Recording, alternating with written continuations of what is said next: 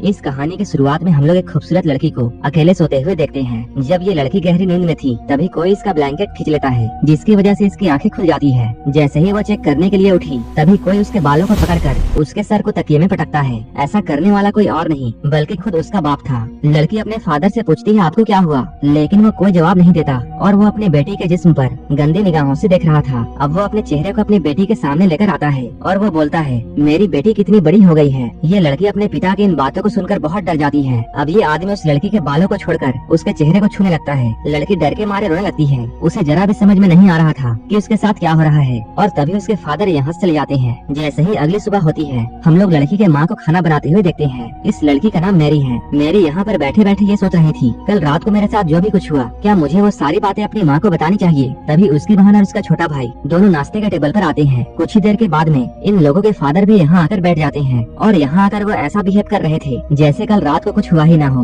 मेरी मन ही मन में ये सोचती है कल रात को तो ये मुझे बहुत बुरी निगाहों से देख रहे थे, लेकिन अभी ये इतने नॉर्मल कैसे हैं। इसके बाद मेरी टेबल से उठती है और यहाँ से चली जाती है। तभी उसकी मदर यहाँ आकर खाने को जोर से टेबल पर पटकती है। यहाँ पर मॉम बहुत ही अजीब तरीके से खाने को खाती है, जैसे कि उन्होंने महीनों से खाना नहीं खाया हो। मॉम को ऐसे अजीब हरकतें करते हुए देखकर उसके बच्चे डरते हैं। तभी उसका बेटा भी खाने को उगल देता है और कहता है खाने में बहुत नमक है। तभी मॉम उसी खाने को उठाकर पागलों की तरह खाने लगती है। आखिर इस फैमिली के साथ में इतनी अजीब घटनाएं क्यों हो रही है। असल में इस फैमिली ने जब से एक नए कॉटेज में शिफ्ट किया है तभी से इनके साथ में अजीब सी घटनाएं हो रही है। इनके पड़ोसी कभी इनके आंगन में कोई अजीब से स्टैचू लगा देते हैं तो कभी कोई उनके घर के सामने मरा हुआ जानवर लटका देता है। वहीं फादर हर रात को अपनी बेटी के साथ में अजीब सी हरकतें करते हैं। इसके अलावा मॉम भूखे भेड़िए की तरह खाने को खाती है और अपना खाया हुआ खाना अपने बेटे को भी खाने के लिए देती है, लेकिन बेटा इस खाने को खाना नहीं चाहता और वो अपने पिता की तरफ देखता है। वो कहते हैं अगर तुम इस खाने को खाना नहीं चाहते तो मत खाओ। फादर की इस बात को सुनकर मॉम उन्हें गुस्से भरे निगाहों से देखती है। इसके बाद वो खाने को टेबल पर फेंक देती है और प्लेट्स को भी जमीन पर फेंकती है। ये सब देखकर बच्चे बहुत डर जाते हैं। वो अपने बेटे को चिल्लाकर ये कहती है जो भी कुछ मैं बनाती हूँ तुम चुपचाप उसे खाया करो। वो इतनी जोर से चिल्लाती है कि उसका बेटा डर से रोने लगता है। बाप और बेटी को समझ में नहीं आ रहा था कि मॉम को क्या हो रहा है, लेकिन ये सब तो बस शुरुआत थी। इधर मैरी जब बाथरूम में नहा रही थी तभी कोई उसके पास आकर खड़ा हो जाता है। जब वो शीशे को साफ करके देखती है तब वो अचानक अपनी बहन को यहाँ देखकर डर जाती है। कुछ देर के बाद ये दोनों बहनें कमरे में होती हैं। तभी छोटी बहन मैरी को ये बताती है कि कैसे हर रात उसके फादर उसके कमरे में आते हैं और उसके साथ अजीब सी हरकतें करते हैं। मैरी जब अपने बहन से इन बातों को सुनती है तो उसे यकीन नहीं होता है कि उसके बहन के साथ में भी वैसा ही हो रहा है जैसा कि उसके साथ हर रात होता है। ये लोग अभी बातें कर ही रहे थे तभी इनके डैड अचानक यहाँ आ जाते हैं। इनके डैड ने भी इन दोनों की बातें सुन ली थी। तभी अचानक वो एक चाकू निकालकर इन दोनों पर हमला कर देते हैं। मैरी उन्हें धक्का देकर गिरा देती है और ये लोग अपनी जान बचाकर कमरे से भागते हैं। फिर से उनके डैड उनके सामने आ जाते हैं और मैरी की बालों को पकड़ लेते हैं। वो कुछ देर इन दोनों को देखते हैं और फिर मैरी को उठाकर फेंकते हैं। मैरी सीढ़ियों पर जाकर गिरती है और चोट की वजह से बेहोश हो जाती है। वहीं मैरी की बहन एना डरकर वहाँ से भागने लगती है। जब वो पीछे मुड़कर देखती है तब वो पाती है उसके डैड उसके पीछे नहीं आ रहे हैं। इधर डैड स्टोरेज रूम में गए हैं और वहाँ से वो एक हथौड़ा लेकर बाहर आती है। तब तक इधर मैरी को भी होश आ जाता है।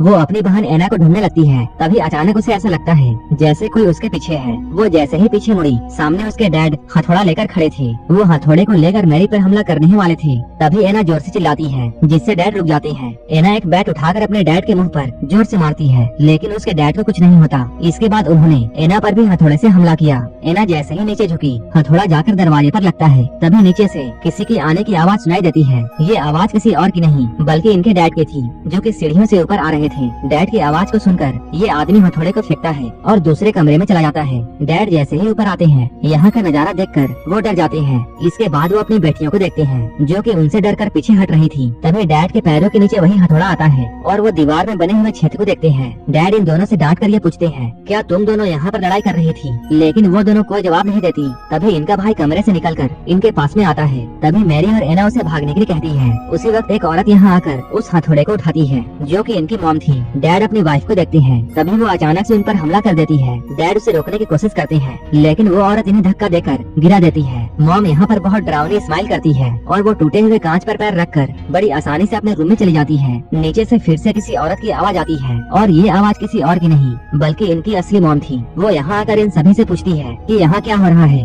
लेकिन अब सभी लोग उनसे डरने लगते हैं। ये लोग डरते हुए रूम का दरवाजा खोलते हैं, लेकिन अब इस रूम में कोई नहीं था। इसके बाद ये लोग फ्लोर पर पड़े हुए हथौड़े को देखते हैं। मॉम अपनी बेटियों के पास में जाकर पूछती है क्या हुआ है, लेकिन एना और मैरी अपनी मॉम से बहुत डर रही थी। इसके बाद डैड अपने भाई को अपने घर पर बुलाते हैं। इनका भाई चर्च में एक पादरी था। चर्च के फादर फादर यहाँ आकर उन्हें और भी ऐसे ही घटनाओं के बारे में बताते हैं, लेकिन उसका बड़ा भाई इन सब में विश्वास नहीं करता था। रात को ये सभी लोग ये डिसाइड करते हैं कि ये सभी लोग एक साथ एक ही रूम में सोएंगे, लेकिन रात में इनके छोटे बेटे को टॉयलेट आती है। वो बिना किसी को परेशान किए खुद अकेला ही बाथरूम चला जाता है। तभी उसी की तरह दिखने वाला एक बच्चा रूम में आता है। वो एक चाकू को उठाकर अजीब सी स्माइल करता है। वो फादर को मारना चाहता था, लेकिन वो उसे नहीं मारता। देखने में ऐसा लग रहा था जैसे कि उसे ऐसा करने में किसी चीज ने रोक दिया हो। आज की रात आराम से गुजर गई। फादर इस चीज से अकेले नहीं लड़ सकते थे, इसलिए उन्होंने अपने सीनियर्स से मदद मांगी। सीनियर्स आपस में बैठकर बातें करते हैं कि आखिर उस घर में क्या चल रहा है। अब ये सभी लोग वहाँ जाकर प्रार्थना करने का प्लान बनाते हैं। ये सीनियर फादर इस काम में बहुत माहिर थे। फादर अपनी टीम के साथ में शाम में वहाँ जाने का प्लान करते हैं। अब ये लोग उनके घर जाने के लिए निकलते हैं, लेकिन रास्ते में एक कौवे ने उनके गाड़ी पर अटैक कर दिया, जिसकी वजह से उनके गाड़ी का आगे का शीशा डैमेज हो जाता है, जिससे गाड़ी का बैलेंस बिगड़ा और गाड़ी एक गड्ढे में जाकर गिर गई। वहीं दूसरी तरफ हम लोग डैड को देखते हैं, जो कि अपनी बेटी मैरी को बेड से बांध देते हैं। वो उसे समझाने की कोशिश करती है, लेकिन डैड कहते हैं इन सबको ठीक करने का बस यही तरीका है। आधी रात में फादर खून से लथपथ होकर इनके घर में आते हैं। वो इन लोगों को ये बताते हैं सभी फादर्स मारे जा चुके हैं, इसलिए अब जो भी कुछ करना है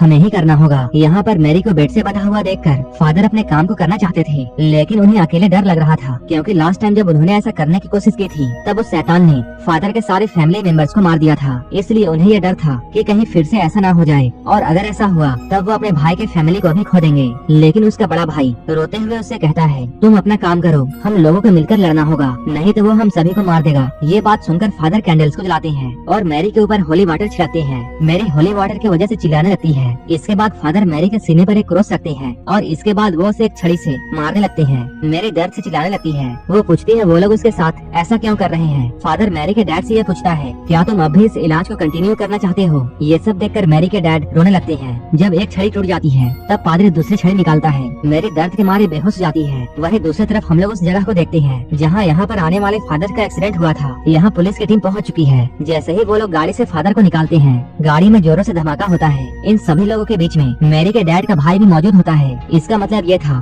कि वो आदमी जो कि अभी मैरी के घर पर है वो कोई पादरी नहीं बल्कि खुद वही शैतान है। इसलिए वो मैरी को बेवजह दर्द दे रहा था। लेकिन अब मैरी की मॉम से ये सब बर्दाश्त नहीं होता। वो कहती है ये कोई इलाज नहीं है, ऐसा करते रहने से मेरी बेटी तो मर जाएगी। इसके बाद वो फादर को पकड़ लेती है ताकि वो मैरी को ना मार सके, लेकिन डैड उसकी बातों को नहीं सुनते और वो अपनी बीवी को जोर से धक्का देते हैं और पादरी से कहते हैं तुम इस रिचुअल को करते रहो। इसके बाद अचानक डैड अपनी वाइफ के पास में जाकर उसका गला दबाने लगते हैं। तभी अचानक वो अपने भाई की तरफ देखता है जिसके चेहरे पर एक डरावनी हंसी थी। डैड को समझ में आ जाता है। इसके बाद वो शैतान पर हमला करते हैं, लेकिन वो शैतान डैड को मार कर नीचे गिरा देता है। जैसे ही वो शैतान डैड को मारने वाला था तभी असली फादर यहाँ पहुँच जाते हैं। वो यहाँ पर कुछ मंत्र पढ़ते हैं जिससे वो बुरी आत्मा यहाँ चली जाती है। मैरी बहुत बुरे तरीके से जख्मी हो गई थी। इसके बाद वो स्टोरेज रूम की तरफ जाने लगती है। तभी फादर मैरी के सामने एक मिरर रखते हैं जिससे मैरी के बॉडी से शैतान निकल कर भागने लगता है। फादर उस शैतान को अपने शरीर के अंदर ले लेता है और अपने भाई से उसे मारने के लिए कहता है, जिस पर उसका भाई टूटे हुए क्रॉस को उसके सीने पर घुसा देता है। ऐसा करने से शैतान और फादर दोनों एक साथ मर जाते हैं। अंत में ये फैमिली सही सलामत बच जाती है और इसके साथ ये मूवी भी यहीं पर खत्म हो जाती है। ऐसे